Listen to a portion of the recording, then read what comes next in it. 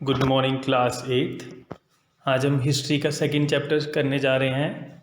From trade to territory, company establishes power. Trade से कैसे उन्होंने पूरी टेरिटरी को घेरा, कंपनी ने कैसे पावर को एस्टैब्लिश किया। Aurangzeb was the last of the powerful Mughal rulers.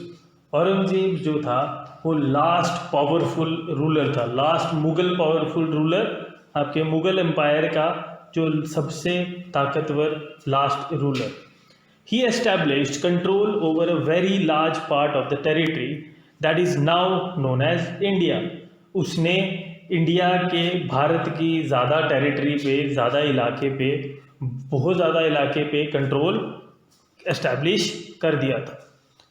After his death in 1707, 1707 के बाद जब उसकी डेथ हो गई थी, मैनी मुगल गवर्नर्स, जिनको सूबेदार्स कहा जाता था, एंड बिग जमींदार्स, जो बड़े बड़े जमींदार थे, began asserting there authority and establishing regional kingdoms.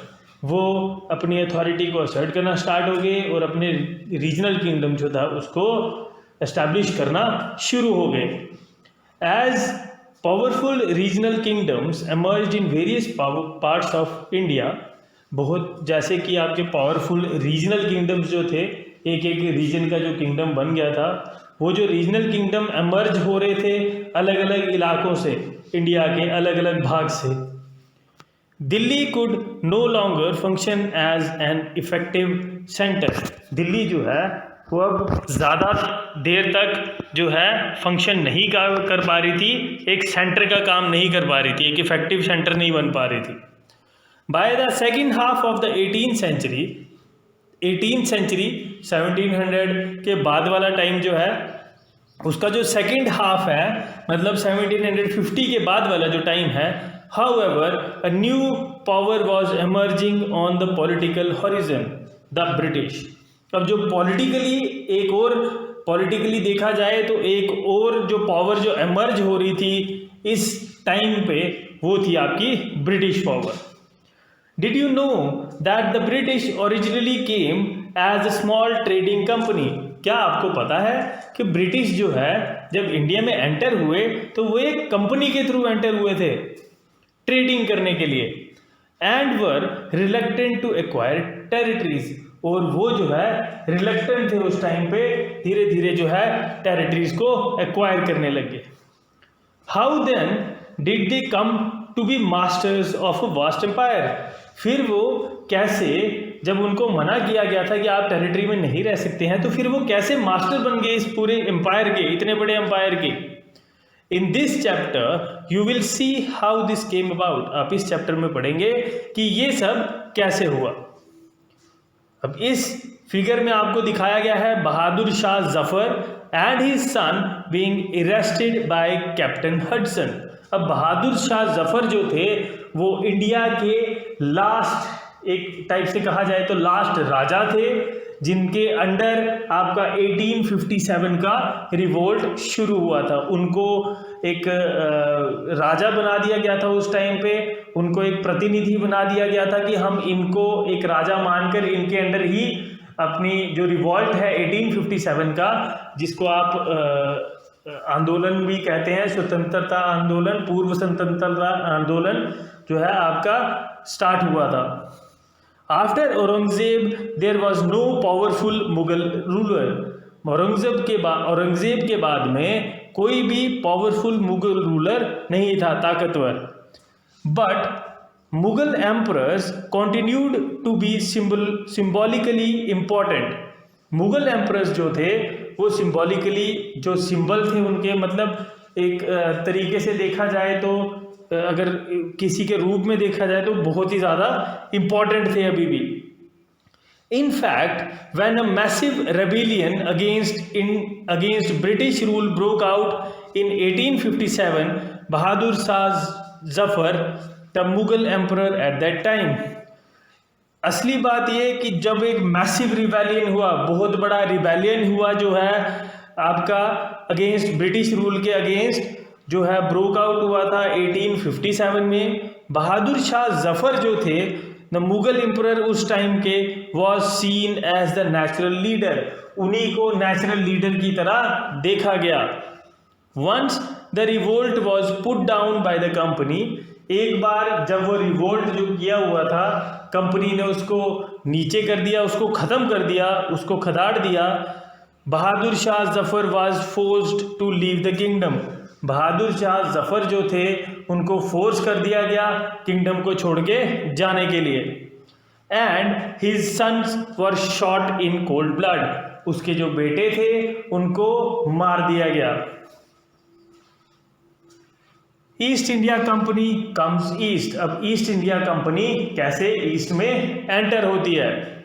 आप इस मैप में देख सकते हैं ब्रिटिश आइलैंड जो है वहाँ से आपकी पहले वो साउथ अफ्रीका में केप ऑफ गुड होप जो है वहाँ पे आती है, वहाँ से वो बॉम्बे में भी जाती है, बॉम्बे वाली साइड में भी जाती है, मद्रास वाली साइड में भी जाती है, कैलीकट वाली साइड में भी जाती है और कैंटन वाली साइड में भी जाती है। तो हम देखेंगे in 1600 the East India Company acquires a charter from the ruler of England, जो रूलर ऑफ इंग्लैंड थे जो कि क्वीन एलिजाबेथ वन जो उस टाइम पे रूलर थी इंग्लैंड की, उन्होंने उनको एक चार्टर बना के दिया, एक एग्रीमेंट बना के दिया कि आप ही इकलौती ट्रेडिंग कंपनी है जो बाहर जाके ट्रेडिंग कर सकती है, अलग अलग चीज़ों को ढूंढ सकती है। Granting it the sole right to trade with the East, उन्होंने उनको एक अधिकार दे दिया, एक सोल राइट दे दिया, इकलौता राइट दे दिया कि आप इकलौते बंदे हैं, आप इकलौते कंपनी हैं जो बाहर जा सकते हैं ट्रेडिंग करने के लिए ईस्ट में।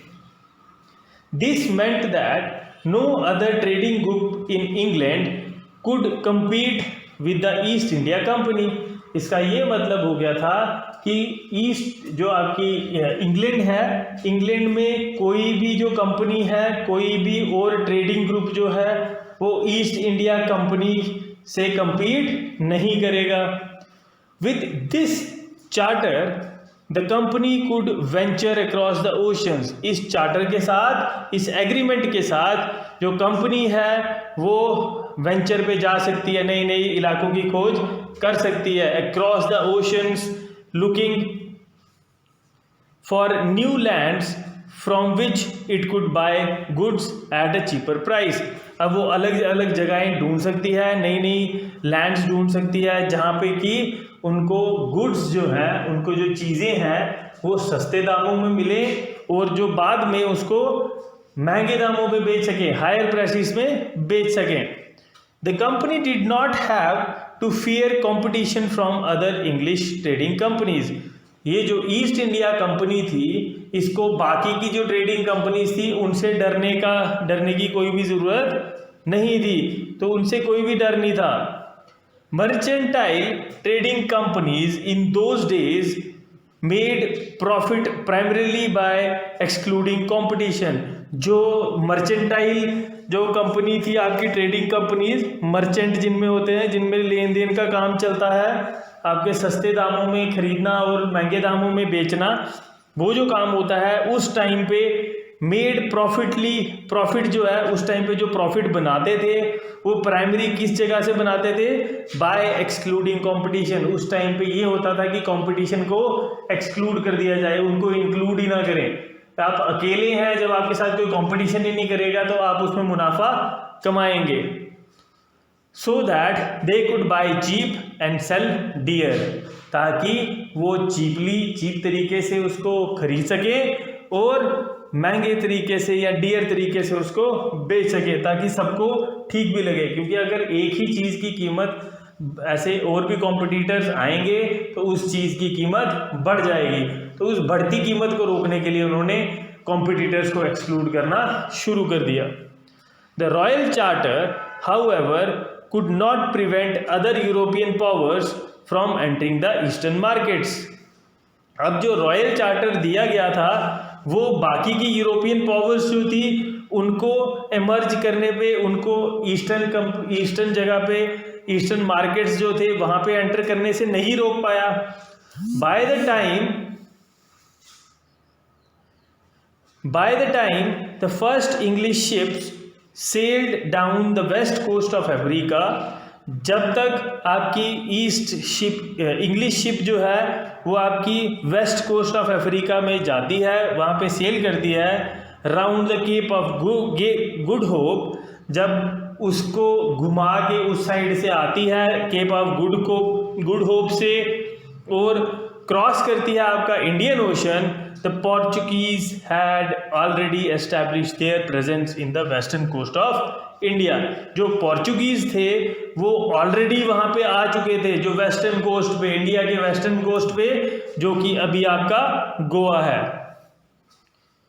इन fact it was Vasco da Gama, in fact वो कौन थे आपके? वास्को डे गामा, एक पोर्चुगीज एक्सप्लोरर जो नई नई जगहें ढूंढते हैं, एक पोर्चुगीज एक्सप्लोरर नई नई जगहें एक्सप्लोर करने वाला, who had discovered this sea route to India in 1498, जिन्होंने इस सी रूट को, इस समुद्री रास्ते को 1498 में देखा था इंडिया की तरफ जाते हुए। उन्होंने निकाला था कि ये इंडिया की तरफ कौन सा रूट जा रहा है। By the early 17th century, आपकी 17th सेंचुरी जब शुरू होती है उसकी शुरुआत में, मतलब कि 1600 के आसपास का समय, the Dutch too were exploring the possibilities of trade in Indian Ocean. जो डच थे आपके नीदरलैंडियंस, जो नीदरलैंड के वासी थे वो डच होते हैं, Dutch too were exploring the possibilities of trade in Indian Ocean. जो डच हैं वो भी ट्रेड के नई नई चीज़ें एक्सप्लोर कर रहे थे, खोज रहे थे, जो कि इंडियन ओशन पे हो सकती हैं। Soon the French traders arrived on the scene, जल्द ही जो फ्रांस के जो फ्रेंच ट्रेडर थे वो भी सीन में आ गए, वो भी इस जगह पे आ गए। अब मर्चेंटाइल क्या होता है? A business enterprise that makes profit primarily through trade, buying goods cheap and selling them at higher prices. एक बिजनेस एंटरप्राइज, एक बिजनेस संगठन जो कि अपना प्रॉफिट प्राइमरीली किसके थ्रू बनाता है? ट्रेड के थ्रू, गुड्स को सस्ते दामों में खरीद के और उनको महंगे दामों में बेच के। Now the problem was that all the companies were interested in buying the same thing. Problem ये हुई कि सारी की सारी जो कंपनीज थी वो एक ही चीज को खरीदना चाहती थी। The fine quality of cotton and silk produced in India had a big market in Europe. और जो आपकी बहुत अच्छी क्वालिटी उस टाइम पे कॉटन की और वूल की जो है वो इंडिया में हुआ करती थी, जो कि यूरोप में बहुत ही ज़्यादा आपकी चर्चित थी, बहुत ही ज़्यादा चर्चा में थी, बहुत ही ज़्यादा उसकी मांग थी। Pepper, cloves, cardamom and cinnamon too were in great demand. आपका पेपर जो है, मिर्ची पाउडर जो है, क्लोव्स लौंग, कार्डेमम इलायची और सिनेमन आपकी दालचीनी, ये सब जो है बहुत ज़्यादा डिमांड में थी उस टाइम पे। Competition amongst the European companies inevitably pushed up the prices at which these goods could be purchased. Competition बढ़ गया था, अब यूरोपियन कंपनीज में कंपटीशन जो है बढ़ता जा रहा था, प्राइसेस जो है चीज़ों के वो भी बढ़ते जा रहे थे जिस पे लोग खरीद पाए। And this reduce the profits that could be earn, और इसकी वजह से जो प्रॉफिट अर्न किया जा रहा था, जो उससे अर्न कर सकते थे, वो कम होता जा रहा था। अब जब प्रॉफिट कम होगा, the only way the trading companies could flourish was by eliminating rival competitors. अब जो एक ही रास्ता उनके पास बच गया था वो था कॉम्पिटिटर्स को हटा दो। जब हमारे पास कोई भी चीज़ ऐसे एक्सेस में आ जाती है, बहुत सारे लोग उसमें कंपटीशन करने लग जाते हैं, तो कंपटीशन जो है बहुत ज़्यादा टफ हो जाता है और हमें मेहनत भी बहुत ज़्यादा करनी पड़ती है। इसलिए वो लोग क्या करते थे, जब भी ऐसा होता है मार्केट में, जब ऐसा होता है तो प्राइस जो है, जो चीज़ का प्राइस है वो बढ़ता जाता है। अब उस प्राइस को घटाने के लिए उन्होंने बोला कि बाकी कॉम्पिटिटर को ही हटा दो। The urge to secure markets therefore led to fierce battles between the trading companies. अब जो मार्केट को सिक्योर करने की उनकी अर्ज थी, जो उनकी ज़रूरत थी, जो उनकी आपकी मांग थी, वो किस तरह से पूरी की जा सकती थी, वो उनके बीच में लड़ाई फैला गई, उनको फियर्स बैटल्स होगी उनके बीच में और ट्रेडिंग कंपनीज के बीच में। Through the 17th and 18th centuries they regularly sank each other's ship। 18th और 17th सेंचुरी के बीच में वो एक दूसरे की शिप को डुबोने लग गए। Blocked routes and prevented rival ships from moving with the supplies of goods.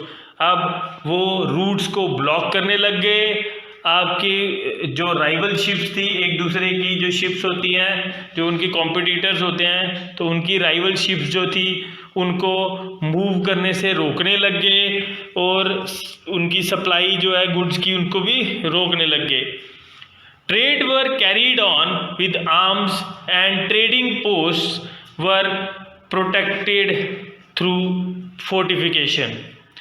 Trade जो थे वो अब आर्म्स के साथ में, आपके हथियारों के साथ में चलना स्टार्ट हो गए। And trading post were protected through fortification. जो ट्रेडिंग की पोस्ट बना दी गई जिनको कि आपकी प्रोटेक्ट करना ज़रूरी समझ लिया उन्होंने, और वहाँ पे फोर्ट्स बन गए, फोर्टिफिकेशन कर दी उसकी, ताकि उनको बचाया जा सके। This effort to fortify settlement and carry on profitable trade also led to intense conflict with local rulers। अब ये जो उन्होंने एफर्ट डाले फोर्टिफाई करने के लिए, सेटलमेंट्स जो फोर्टिफाई कर दी, वहाँ पे सेटलमेंट बिठा दी, एंड जो उन्होंने कैरी ऑन कर रहे थे प्रॉफिटेबल ट्रेड जो है, उसकी वजह से उनके कन्फ्लिक्ट हो गए लोकल रूलर्स के साथ जो वहाँ पे पहले के रहते थे। The company therefore found it difficult to separate trade from politics. और इसलिए कंपनी को बहुत मुश्किल हो रही थी आपकी ट्रेड और पॉलिटिक्स को अलग अलग रखने में, तो उन्होंने उनको एक साथ कर लिया, ट्रेड और आपके पॉलिटिक्स को एक साथ कर लिया। Let us see how this happened. अब हम देखते हैं ये कैसे हुआ। East India Company begins trade in Bengal. अब ईस्ट इंडिया कंपनी ने बंगाल में अपना ट्रेड शुरू कर दिया। The first English factory was set up on the banks of river Hooghly in 1651. Very important, जो आपकी सबसे पहली इंग्लिश फैक्ट्री है वो आपकी हुगली रिवर के बैंक्स पे, उनके किनारों पे लगी थी 1651। वेरी इंपॉर्टेंट, फिर से बोल रहा हूँ, इसको अंडरलाइन कर लीजिए। जो English factory, first English factory जो लगी थी आपकी banks of river Hooghly in 1651। This was the base from which the company's trader known at that time as factors operated. यही वो बेस था, उन्होंने इस चीज़ हुगली को अपना बेस बना लिया था, जहाँ से कि आपके इंग्लिश ट्रेडर जो हैं वो ऑपरेट कर रहे थे, और उनको इंग्लिश ट्रेडर्स को उस टाइम पे फैक्टर्स कहा जाता था। The factory had a warehouse where goods for export were stored. Factory का एक वेयर हाउस था जहाँ पे कि आपके गुड्स थे वो एक्सपोर्ट के लिए स्टोर किए जाते थे। And had offices where company official set.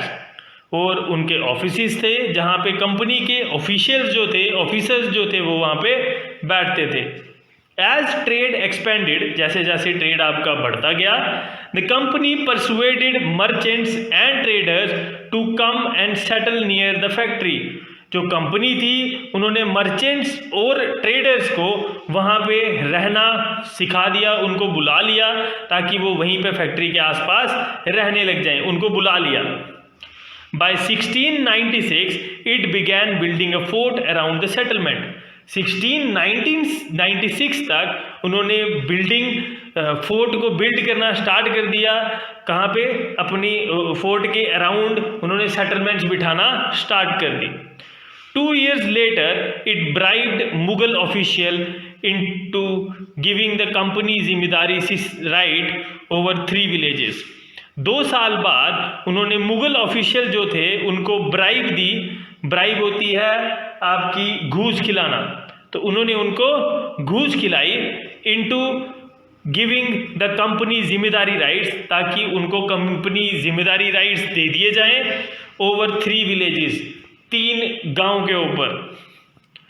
One of these were Kalikata, इनमें से एक जो था वो था आपका कैलिकटा, जिसको आजकल हम कैलकटा या कोलकाता कहते हैं, which later grew into the city of Calcutta और Kolkata as it is known today, जो कि आज हम कहते हैं। It also persuaded the Mughal emperor Aurangzeb to issue a farman granting the company the right to trade duty free. अब उन्होंने मुगल एम्परर औरंगजेब जो था उसको भी मना लिया था, इशू करने के लिए एक फरमान इशू कर दिया था, एक फरमान जारी कर दिया था जो कि कंपनी को ग्रांट करता था, जो कि कंपनी को एक राइट देता था टू ट्रेड ड्यूटी फ्री, उनको कोई भी ड्यूटी नहीं देनी पड़ेगी ट्रेडिंग करने के लिए। The company tried continuously to press for more concessions and manipulate existing privileges. जो कंपनी थी वो लगातार प्रेस करती गई अपने कंसेशंस और बढ़ाती गई, अपने जो उन्होंने छूट दी जा रही थी उनको वो बढ़ाते जा रहे थे और मैनिपुलेट कर रहे थे, जो उनको प्रिविलेजेस दे रही थी उनको मैनिपुलेट करे जा रहे थे, चेंज करे जा रहे थे अपने मुताबिक। Aurangzeb's farman for instance has granted only the company the right to trade duty free. जो औरंगजेब का फरमान था, जैसे कि उनको कहा गया था एक एग्जाम्पल के तौर पे कि आपको कंपनी को राइट देते हैं कि वो ड्यूटी फ्री ट्रेड उनका ड्यूटी फ्री होगा, लेकिन जो ऑफिशियल थे कंपनी के वो अपने प्राइवेट ट्रेड भी जो हैं वो भी फ्री ऑफ कॉस्ट ले रहे थे, वो भी ड्यूटी फ्री ले रहे थे। But the official of the company who were carrying on private trade on the side were expected to pay duty. उनको expect किया जा रहा था कि वो ड्यूटी पे करें, लेकिन वो नहीं कर रहे थे। This they refused to pay.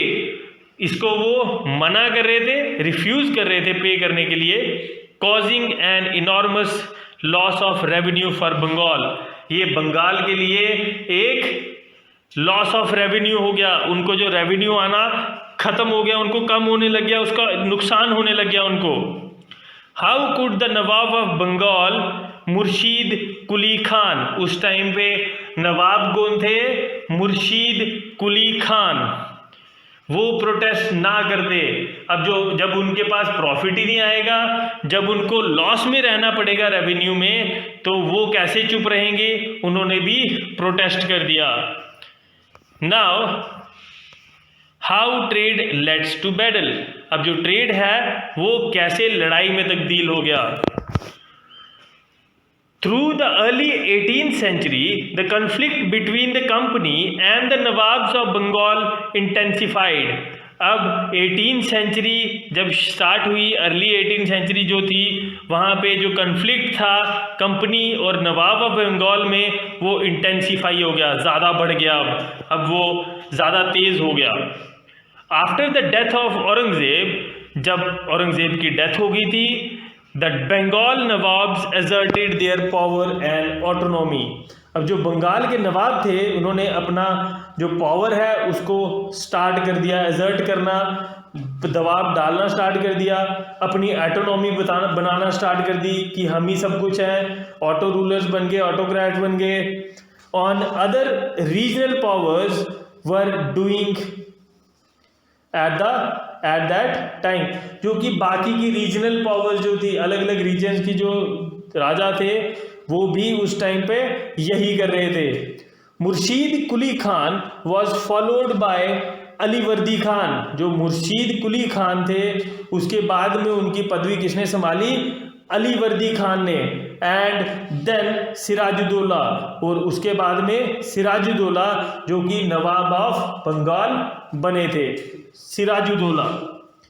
Each one of them was a strong ruler, उनमें से हर एक जो है वो एक स्ट्रॉन्ग रूलर था। They refused to grant the company concessions, उन्होंने मना कर दिया था कंपनी को कंसेशन देने के लिए।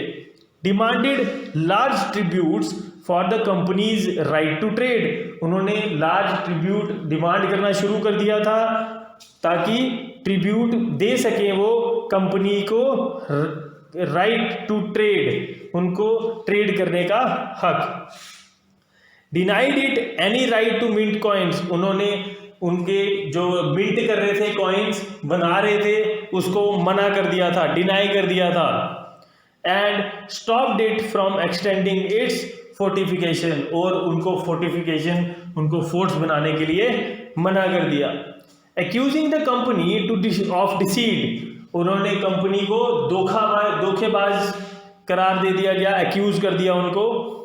They claimed that company was depriving the Bengal government of huge amount of revenue and undermining the authority of the Nawabs. उन्होंने ये कहा कि कंपनी जो है बंगाल की गवर्नमेंट को लॉस दे रही है, उनको रेवेन्यू प्रॉपर नहीं दे पा रही है और उनको अंडरमाइन कर रही है अथॉरिटी को, जो नवाब की अथॉरिटी है उसको अंडरमाइन कर रही है, उसको देख नहीं रही है, उसके नज़रअंदाज कर रही है। इट वॉज रिफ्यूजिंग टू पे टैक्सेस, उन्होंने टैक्सेस पे करना छोड़ दिया था।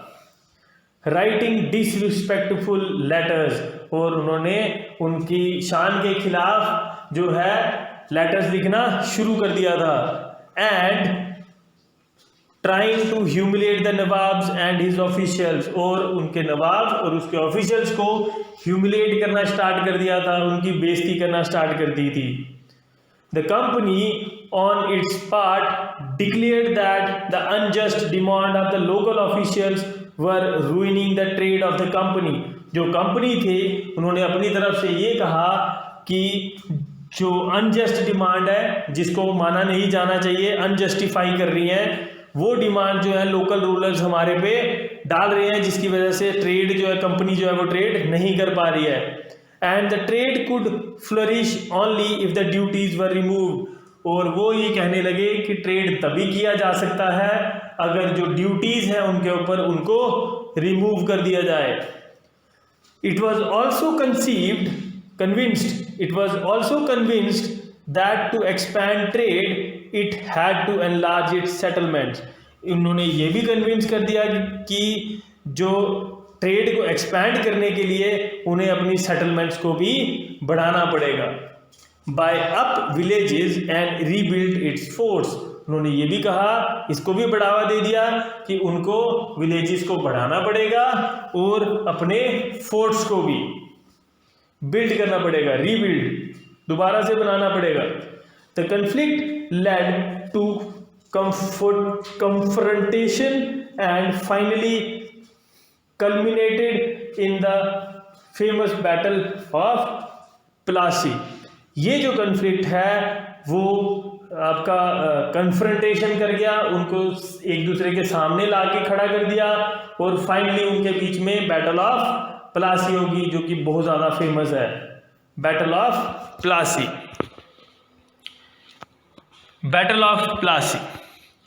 When Alverdi Khan died in 1756, Sirajuddaulah became the Nawab of Bengal। जब अलीवर्दी खान जो है वो 1756 में डेथ होती है उनकी, सिराजुद्दौला जो थे वो नवाब ऑफ बंगाल, बंगाल के नवाब बने। The company was worried about his power and keen on a puppet ruler who would willingly give trade concessions and their privileges। जो कंपनी थी वो चिंता में थी कि उनकी पावर का क्या होगा, और वो ये देखना चाहते थे कि कौन उनकी कठपुतली बन के रहता है, पपेट बन के रहता है उनके हाथों पे, और उनकी मर्जी से ट्रेड में कंसेशन करता है और उन्हीं को सारी प्रिविलेजेस दे देता है। सो इट ट्राइड दो विदाउट सक्सेस, तो उन्होंने शुरू कर दिया ट्राई करना, जबकि उनको सक्सेस नहीं मिली थी, to help one of Sirajuddaulah's rival, become the nawab, उन्होंने उनको स्टार्ट कर दिया ट्राई करना कि किसी एक राइवल को, किसी सिराजुद्दौला के किसी दुश्मन को, किसी राइवल को उन्होंने ये बोल दिया कि आपको नवाब बना दिया जाएगा और आप हमारी मदद करो। And infuriated Sirajuddaula asked the company to stop meddling in the political affairs of his dominion। अब जो अभी आपका जो सिराजुद्दौला था वो इन्फ्यूरिएट हो गया था, बुखला गया था, अब वो गुस्से में आ गया था। अब उसने उनको कंपनी वालों को बोला कि आप मेल्ट करना बंद कर दो, आप लोगों को बहलाना फुसलाना बंद कर दो, पॉलिटिकल अफेयर्स में अपनी टांग अड़ाना बंद कर दो। स्टॉप फोर्टिफिकेशन, अपना डोमिनियन बनाना बंद करो, फोर्ट्स बनाना बंद कर दो और रेवेन्यूज़ को पे करना शुरू कर दो। आफ्टर नेगोशिएशंस फेल्ड, जब उनकी जो नेगोशिएशंस थी, उनके बीच में जो समझौते हुए थे वो फेल हो गए। The nawab marched with 30,000 soldiers to the English. जो नवाब थे उन्होंने 30,000 सोल्जर्स के साथ इंग्लिश फैक्ट्रीज़ की तरफ जाना शुरू कर दिया, जो कि आपका कासिम बाज़ार में थे। Captured the English official, Kasim Bazar में उन्होंने इंग्लिश कंपनी, जो कंपनी के ऑफिशियल थे, उनको कैप्चर कर दिया। लॉक्ड द वेयर हाउस को लॉक कर दिया। डिसआर्म्ड ऑल इंग्लिशमैन, सारे के सारे इंग्लिशमैन को डिसआर्म कर दिया, उनसे हथियार छीन लिए। एंड ब्लॉकेडेड इंग्लिश शिप्स, और उन्होंने ब्लॉक कर दी इंग्लिश की सारी ships. Then he march to Calcutta to establish control over the company's fort there. फिर उन्होंने कैलकटा की तरफ जाना शुरू कर दिया जहां पे वो कंट्रोल कर सके कंपनी के किले को। On hearing the news of the fall of Calcutta, जब उनको न्यूज़ आई कैलकटा के गिरने की, कैलकटा में जो उन्होंने एस्टैब्लिश किया था उसको गिरने की, company official in Madras sent forces, जो कंपनी ऑफिशियल थे मद्रास में, उन्होंने फौज भेज दी under the command of Robert Clive. Robert Clive की कमांड में उन्होंने कंपनी को वहाँ भेज दिया। रीएनफोर्स्ड बाय नेवल फ्लीट्स, और जो कि रीएनफोर्स थी नेवल फ्लीट्स के साथ, बहुत सारी जो फ्लीट थी आपकी शिप्स थी, जो वॉरशिप्स थी, वो भी आ गए। Prolonged negotiations with the nawab followed, लंबी नेगोशिएशन चलती रही नवाब के साथ। Finally in 1757 Robert Clive led the company's army against the Sirajuddaula at Plassey, और लास्ट में 1757 में रॉबर्ट क्लाइव जो है वो कंपनी को लीड करते हैं। रॉबर्ट क्लाइव की जो आर्मी है वो रॉबर्ट क्लाइव लीड करते हैं अपनी कंपनी की आर्मी को अगेंस्ट सिराजुद्दौला की आर्मी के खिलाफ, और कहाँ पे? प्लासी में। One of the main reasons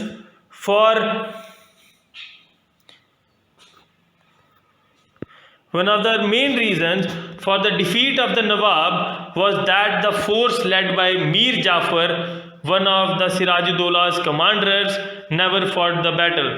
जो उनकी हार का कारण, जो नवाब की हार का कारण था, वो था कि उनकी फोर्स में उनका जो कमांडर था मीर जाफर, उसकी फौज ने जो लड़ाई में नहीं लड़ा कभी भी।